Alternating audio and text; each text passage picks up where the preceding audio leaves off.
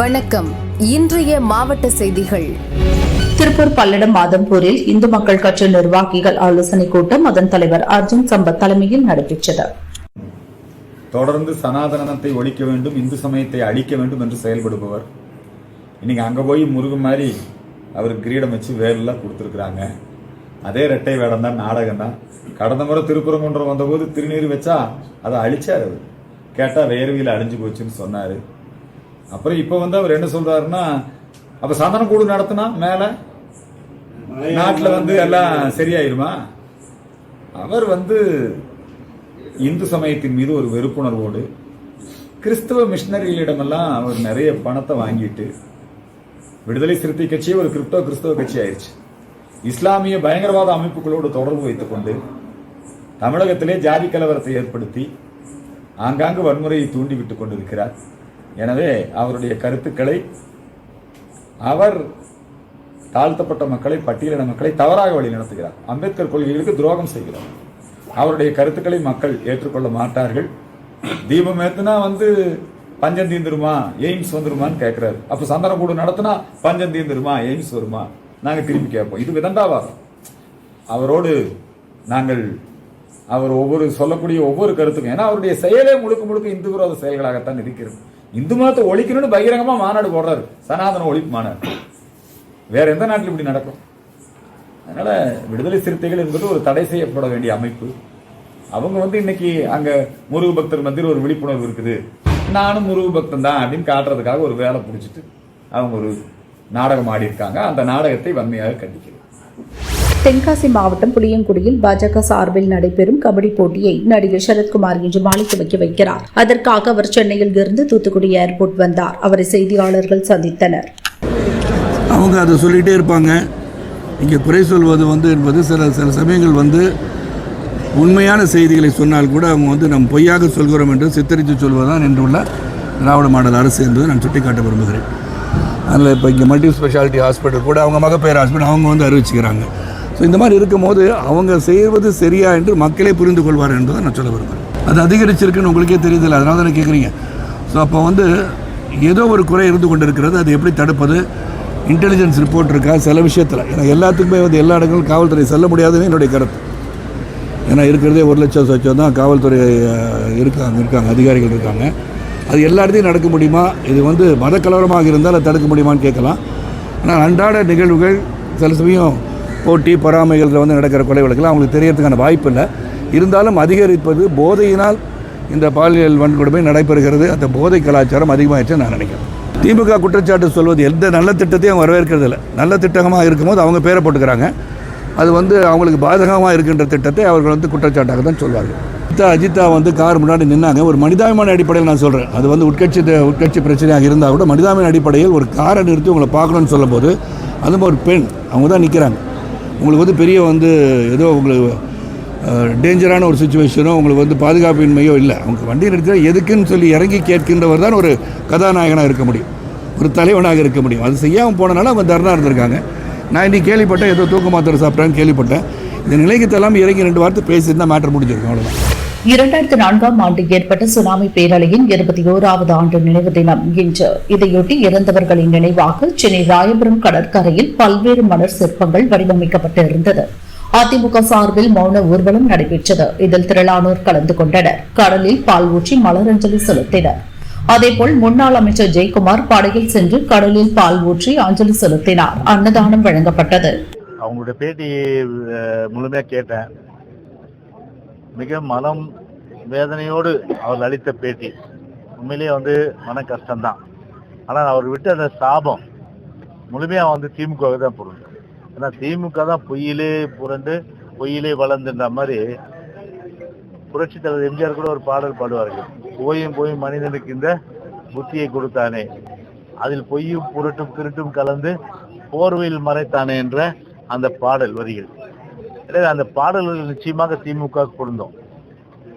சபரீசன் அவருடைய அந்த பெண் நிறுவனம் அதன் மூலமாக இது போன்ற செய்திகளை பரப்பிவிட்டு ஒரு போலியான செய்திகளை, அது உண்மையான செய்தி, அந்த போலியான செய்தியை பரப்பிவிட்டு அதன் மூலம் அரசியல் ஆதாயம் பெற துடிக்கின்ற அந்த பெண் நிறுவனத்தை தான் நிச்சயமாக திமுகவுக்கு தான் அவருடைய அந்த சாபமே நிச்சயமா பொருந்தும்.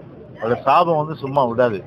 எனவே பெண் நிறுவனம் வந்து தமிழ்நாட்டிலே இட்டுக்கட்டி கட்டுக்கதைகள், கற்பனை கிட்டாத கதைகள் எல்லாம் அவிழ்த்துவிட்டு அதன் மூலம் அரசியல் ஆதாயம் தேடுகின்ற ஒரு நிறுவனமாகத்தான் இன்றைக்கு திமுகவுடைய ஒரு அங்கமாக செயல்படுவது என்று தெரிவித்துக் கொள்கிறேன். சாகும்போது சங்கரா சங்கரா என்ற மாதிரி ஆட்சி போகுது இல்லை. அதனால இதையாவது கொடுத்தா அட்லீஸ்ட் வந்து இளைஞர்களை கவரலான்னு பார்த்தா நிச்சயமா இளைஞர்கள் ஓட்டு போட மாட்டாங்க. 4 வருஷம் +2 முடிச்சவங்களுக்கு +2 படிக்கும் போதே லேப்டாப் கொடுக்கணும். +2 படிக்கும் போதே லேப்டாப் கொடுக்கறது தான் ஒரு பெரிய சிறப்பு. ஆனா +2 படிக்கும்போது கொடுக்காம இப்ப எலெக்ஷன் வர்றதுக்காக வந்து அந்த ஓட்டு போடுற வயது இருக்கு பத்தியா, அதை மைண்ட்ல வச்சு கொடுக்குறானா? அப்போ உள்நோக்கம் என்ன? அப்போ முழுமையா வந்து அந்த ஓட்டு வாங்கணும். இன்னைக்கு திமுக பலவீனம் அடைஞ்சிருக்கின்றதுக்கு இந்த திட்டத்தின் மூலமா இளைஞர்கள் கை கொடுப்பாங்கன்னு நினைக்கிறாங்க.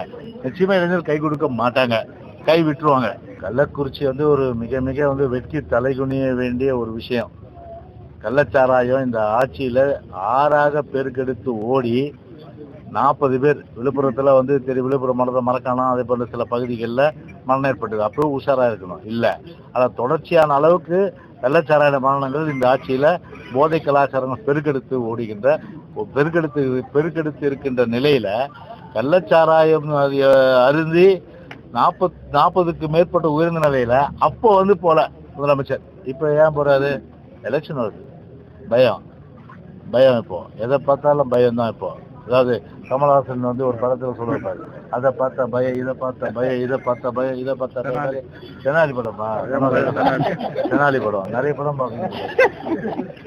தெனாலி படம், அந்த தெனாலியில வர ஹீரோ யாரு? கமல்ஹாசன். அந்த கமல்ஹாசன் போல இன்னைக்கு வந்து அவருடைய நிலைமை ஆயிடுச்சு. அதான் பரிதாபமா இருக்குது. இப்போ வந்து ஒரு பயத்தினுடைய உச்சத்துல ஆட்சி வராது. கண்டிப்பா தமிழ்நாட்டு மக்கள் வந்து ஒரு பெரிய அளவுக்கு வந்து சவுக்கடி கொடுப்பதற்கு வந்து திமுக தயாராயிட்டாங்க, வீட்டுக்கு அனுப்புவது தயாராயிட்டாங்க. எனவே இப்போது நம்ம போறாரு. ஆனா எப்படி போனாலும் சரி, எங்க போனாலும் சரி, எந்த மாவட்டத்துக்கு போனாலும் சரி, கண்டிப்பாக தமிழ்நாட்டு மக்கள் வந்து கை கொடுக்க போவதில்லை, கைவிட்டு தான் போவார்கள். திருப்பரங்குன்றம் தீபத்தூணில் தீபம் ஏற்ற வலியுறுத்தி தனது உடலில் தீபம் ஏற்றி உயிர் தியாகம் செய்தார் மதுரை நரிமேடு முருக பக்தர் பூர்ணச்சந்திரனின் மனைவி இந்துமதி. குழந்தைகள் மற்றும் பெற்றோரை இந்து முன்னணி மாநில தலைவர் காடேஸ்வரா சுப்பிரமணியன் நேரில் சந்தித்து ஆறுதல் கூறினார். இந்த குடும்பமே வந்து பக்தி நிறைந்த குடும்பம். ஆனால் அவங்க அப்படி பக்தி இருந்தாங்க கூட ஒரு அந்த திமுக அந்த கட்சி மீது ஒரு பற்றுள்ளவங்களா இருந்திருக்காங்க. கடவுள் மறுப்பாளர் முன்னாடி எங்கே போய் அந்த கடவுள் பக்கத்தில் இருந்தால் அதுக்கு ஒரு கெட்ட பேர் வரும் என்று கடவுள் நம்பிக்கை இல்லாத பெரியார் சிலை முன்னாடி தன்னுடைய உயிரை தியாகம் செஞ்சிருக்காரு. இந்த திமுக கட்சியில் இருக்கிறதுனால இந்த அரசாங்கம் வந்து பார்த்துருக்கோம் உடனடியாக. அது மிக வேதனை அளிக்கின்றது. அவங்க படிச்சிருக்காங்க. நாம் ஏற்கனவே அந்த தியாகம் பண்ண அந்த நேரத்தில் அரசாங்கம் அவங்களுக்கு ஏதாவது அரசாங்க வேலை கொடுக்கணும்னு சொல்லியிருக்கோம். நல்ல அரசாங்கம், நேர்மையான அரசாங்கம் இருந்ததுன்னா உடனடியாக அவங்களுக்கு ஏதாவது அரசு வேலை கொடுக்கணும், அந்த குடும்பத்துக்கு ஏதாவது நிதி அறிவிக்கணும். கள்ளச்சாராயம் காய்ச்சவனுக்கு பணம் கொடுக்குறாங்க, குடிச்சவனுக்கு பணம் கொடுக்குறாங்க. இதை இன்னும் எதுவும் அறிவிக்காமல் இருக்காங்க. இது இந்த அரசாங்கத்தினுடைய மோசம் தான் நம்ம தெரிய வேண்டியிருக்குது. அதனால் அவங்க உடனடியாக நிதி அறிவிக்கணும், அவங்க அரசு வேலை கொடுக்கணும் அப்படின்னு நாங்கள் இந்து மூலியமாக வேண்டுகிறோம். நிறையா இங்கே இருக்கக்கூடிய பக்கத்தில் இருக்கக்கூடிய இந்த பகுதியை சேர்ந்து கூட அது விரும்புகிறாங்க. இந்த அரசாங்கத்திலேருந்து யாரும் வந்து பார்க்கல, எம்எல்ஏவோ அமைச்சர்களோ யாராவது பார்த்து செய்யணும் அப்படின்னு விருப்பப்படுறாங்க. இந்த மக்களும் அதுதான் விரும்புகிறாங்க. அவருடைய தியாகம் வந்து ஒரு பெரிய தியாகம். மேலே கோழி வெட்டுவோம், ஆடு வெட்டுவோம் அப்படி ஒரு செய்தியை அந்த நவாஸ்கனிங்கிற ஒரு எம்பி அறிவிச்சனுடைய விளைவு தான் இங்கே ஒரு பதற்றத்தை உருவாகிருக்குது. இங்கே இருக்க எம்பியும் கூட சொல்கிறாங்க, இது மதசார்பற்ற தன்மை, மதசார்பற்ற நாடு, நாங்கள் அப்படி தான் நடந்துக்கிறோன்னு சொல்லியிருந்ததுன்னா இந்த எம்பி அன்றைக்கே அவங்கள கண்டிச்சிருக்கணும். அதை கண்டிக்கலை. இங்கே மேலே தெய்வமேத்தருக்கோ மேலே இருக்கக்கூடிய காசி விஸ்வநாதர் கோயிலுக்கு போகிறக்கோ இந்த அரசாங்கமானது தடை செஞ்சுருந்தது. அவங்க இந்த கந்தூரி விழா அப்படிங்கிற விழாவுக்கு அனுமதி கொடுத்துருக்காங்க. அங்கே இருக்க மக்கள்லாம் தொடர்ந்து இது ஆகாது அப்படின்னு தொடர்ந்து அவங்க போராட்டம் பண்ணிகிட்டு இருந்திருக்காங்க, எதிர்ப்பு தெரிவிச்சிருக்காங்க. அதனுடைய விளைவாக இப்போ அவங்க அந்த மாமிசத்தை கொண்டு போய் மேலே சாப்பிடணும் அப்படின்னு விரும்பியிருக்காங்க. அந்த மக்களுடைய எதிர்ப்புனால இந்த கண் துடைப்புக்காக ஏதோ போலீஸ் ஏதோ பண்ணியிருக்காங்கன்னு தான். ஆனால் உண்மையிலேயே அந்த மாதிரி இல்லை. நாம் என்ன சொன்னால், ஒன்று 2 பேர்த்துக்கு கூட இல்லை, 2 பேர்த்துக்கு தடுக்கணும் அப்படிங்கிறத அவங்க சொல்கிறோம். மேலே தெய்வம் ஏற்றறதுக்கான இங்கே இருக்கக்கூடிய லோக்கலில் இருக்கக்கூடிய மக்கள் எல்லாருமே அதை விரும்புகிறாங்க. தெய்வம் ஏற்றணுங்கிறதுக்காக தொடர்ந்து அவங்க போராட்டம் பண்ணுறாங்க. இந்த அரசாங்கம் உடனடியாக இருக்கலைன்னா இது இன்னும் கொஞ்சம் புரட்சி மாதிரி வெடிக்கும். அதனால் அது எச்சரிக்கையாக இருந்து மேலே தெய்வம் ஏற்றுறதுக்கு இந்த அரசாங்கம் அறநிலையத்துறை அனுமதிக்கணுங்கிறது தான். கிராமப்புறங்கள்லேருந்து அந்த கிராமத்தினுடைய என்ன சொல்லுவாங்க, அந்த கிராம தலைவர்கள் அது மாதிரி எல்லாம் சொல்கிறாங்க இல்லையா, அவங்க சில பேர் கூப்பிட்டாங்க. நாங்கள் இந்த போராட தயாராக இருக்கோம். மேலே எங்களுடைய நாங்கள் 48 கிராமம் இந்த கோவிலுக்கு சேர்ந்தவங்க, இந்த தெய்வம் ஏற்றக்கூடிய சேர்ந்தவங்க இருக்கிறாங்க. நாங்கள் எல்லாருமே அங்கே தெய்வம் ஏற்றணும்னு விரும்புகிறோம். அதனால் நீங்கள் எங்களுக்கு ஒத்துழைக்கணும்னு கேட்டுட்ருக்காங்க. அதே மாதிரி எல்லா கட்சியும் வரணும் அப்படி அவங்க அணுகிட்டு இருக்காங்க. அதுக்கான இந்த கிராமம் அது இந்த அரசாங்கம் புரிஞ்சுக்கணுங்கிறத நம்ம சொல்கிறோம்.